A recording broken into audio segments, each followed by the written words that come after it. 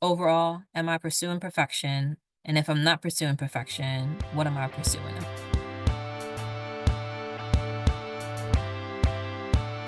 I thought it would also be helpful to reflect on some tips and things that I learned, relearned, unlearned, and moving forward. Thank you to everyone who supported me on my hashtag 75 Solve challenge. To anyone that's interested in the hashtag 75 Solve, I think that these tips will be helpful.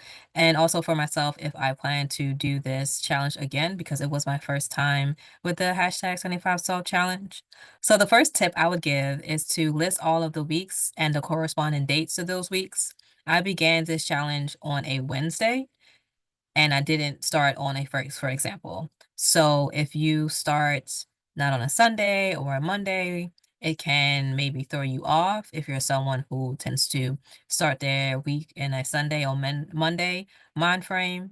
So whenever you decide to start the challenge, I would say to make sure that you have all of the weeks listed out and the corresponding dates and have that in a really handy place, whether or not that's in a notes app or you print it out and you post it on your wall, just so you can reflect to see how far you are in the journey.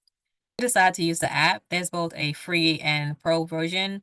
The pro version sends you reminders, whereas the free version does not, and it gives you additional tips and insider to keep on track. So if you're someone who likes the additional accountability and you're not doing the challenge with someone, perhaps the pro version may be helpful. I also printed out a sheet and just bubble it in periodically. Once I got the hang of doing what I needed to do and checking the things off in the app, I didn't keep up with the sheet anymore. So if you're someone that is more tactile and you like things visual, like you display things in your office, your bedroom, wherever, print out a template may be helpful. So just so you can mark off and get the gratification of completing it daily or weekly, however. So I would also say have a either a time when you check off that you have completed a task or to be mindful to check it off right after. If you don't decide to use an app, I would definitely recommend set reminders on your phone for tasks that may be harder for you to complete. My second tip will be to use time blocking to help you get into the habit of completing a task. So I believe they say it takes like 21 days or a month to start a new habit, whether that's a good habit or a bad habit. So that's a good portion, I would argue, of the challenge is a month. So I would recommend that you look at your calendar and time block how you plan to do the thing. So when do you plan on working out? When do you plan on reading? All of the things to help you to get into the routine of the challenge. My third tip would be to check out local farmers markets since a part of the challenge is eating healthily. If you live in a community that has farmers markets, local produce in stores, I would definitely recommend that you check out those farmers markets. That was one of the things that I did enjoy about this challenge was finding a new farmers market and adding that to the places where I get my groceries. My fourth tip would be to connect with folks who are also doing the challenge. When I started this challenge, I extended the invitation to anyone who wanted to join me on this challenge. And I had one sis who also started the challenge. So it was cool just to be able to check in with someone to see how they were going, any challenges, any new things. So I would say that if you are someone who likes to do things in group or in collaboration, perhaps reaching out to friends and family to say, hey, I'm thinking about this challenge. Would you be interested in joining this challenge with me? The next tip, which is to return to recipes, try new foods. The cool thing is you do have the soft, medium, and hard options to choose from. And you can self-define also what that means for yourself within eating healthily. Like, are you fasting from something, for example? Are you going to practice intermittent fasting? However you define eating healthily for yourself, I would say just to be mindful to start off with an intended diet plan, diet restrictions, additions, etc. just so if you do something, I'm not someone who meal preps, more so ingredient prep sometimes. So I think that just also may be an opportunity if you're interested in meal prepping or ingredients prep to give that a go to see how you like it or don't like it. My last tip would be to be mindful that even though you are on this journey for 75 days, that life will continue to happen. So if there are any major changes, unplanned changes that occur, to give yourself time to process how you plan on navigating the challenge. So on the app, if you miss a day, it's auto set for you to start over. I did not start over. Instead, what I did was started to track overall how I was doing versus starting over the challenge. To me, I wasn't perfection would have been fine, but it wasn't necessary for me to get the gains of this hashtag 75 solve challenge. So once that transition happened in my life, and I'm particularly talking about losing a loved one suddenly, it allowed me to pause and reassess like, how do I want to continue this challenge? And working out was a part of the 75 solve challenge. And for me, continuing my morning walks was helpful for me to process and to give myself space to also grieve. So if you do happen to experience something, a major shift in life, I would say give yourself time to reassess. How do you want to continue with this challenge? If you want to continue with this challenge, and to practice self grace, because life happens. And it's important for us to be mindful, to take pauses, and to reassess and reevaluate. That's what I would say for the last tip, which is also a mindset. Am I overall, am I pursuing perfection?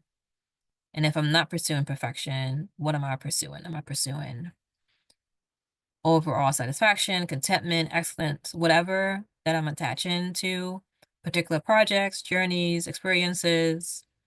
What is my overall intention for this? And to circle back and to lean in with that when challenges and circumstances arise that I could not foresee. So I would say within this challenge, give yourself room to readjust if readjustments are needed and to be okay with that.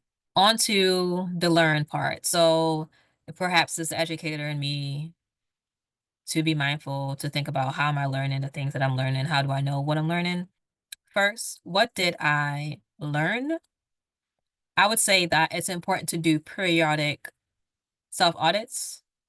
In the beginning of the year, I tend to list out the goals that I want to accomplish. I've done that a couple of years, and how will I accomplish these goals?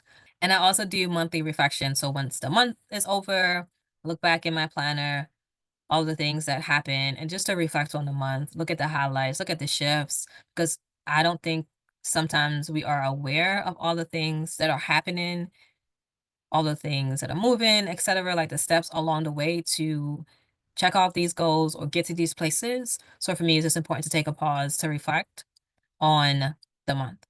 So I would say this challenge taught me about the importance of doing self audits. So if I need to be mindful about like what I'm eating, like in addition to when I'm eating, like all of the things, just to do self audits. This challenge reminded me of the necessity to slow down. And it may feel ironic in thinking about the tip to do time blocking in regards to slowing down, but slowing down meant me taking a bird's eye view and looking at how I was spending my time, and connected to taking a bird's eye view and looking at how I was spending my time. What I unlearned was the amount of screen time. Having to read as a part of this challenge made me mindful to spend less time on screens. And it was good just to have a book and feel a book in addition to reading ebooks, but also using my screen differently. So returning to reading ebooks instead of scrolling for an extended period of time. What I also did was put timers on certain apps. What I relearned is the importance of time, to be mindful how I'm spending my time, where, who, what, all of the things. So, like I said, I unlearned spending so much time on social media, and my phone gives me a weekly report on my usage.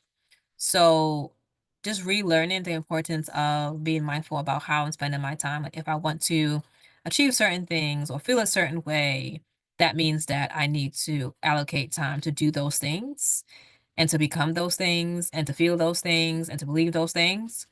So I would say that the time blocking aspect, the weekly reports, the checking it off that I've done it on my habits app or the 75 app helped me just to see myself doing the challenge that I set out to do and also minimizing in areas that I wanted to minimize. So that being social media, scrolling just to scroll.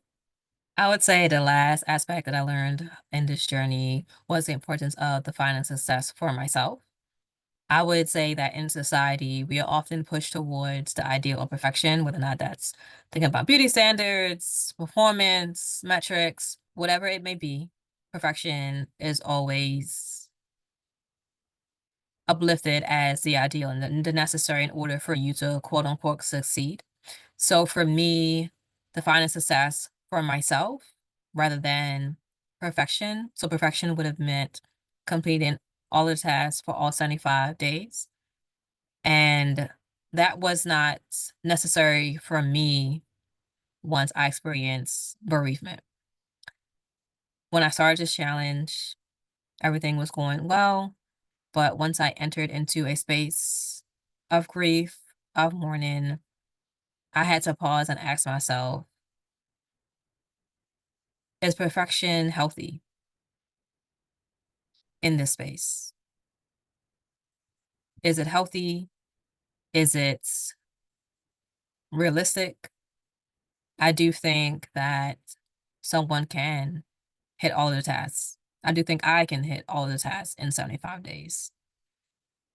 But I do not think I would have completed this task well if I held myself to that same standard and expectation. What I relearned was the importance of not only defining success for myself, but even midway, sometimes we have to redefine what success looks like, what it feels like, and the self-awareness and the gratitude and the grace that comes along with that redefining for oneself is what I relearned in this 75 Solve Challenge journey. Lastly, if you would like a accountability partner, you can check out my hashtag 75 weekly videos where I reflect on the journey. You will see some book recommendations, food recommendations, and just overall reflections on navigating the hashtag 75 Solve Challenge. So thank you again for joining me on this journey. I hope wherever you are that you're in a mindful space, whatever journey that you're navigating. So, as always, love is real and eternal. In community, peace.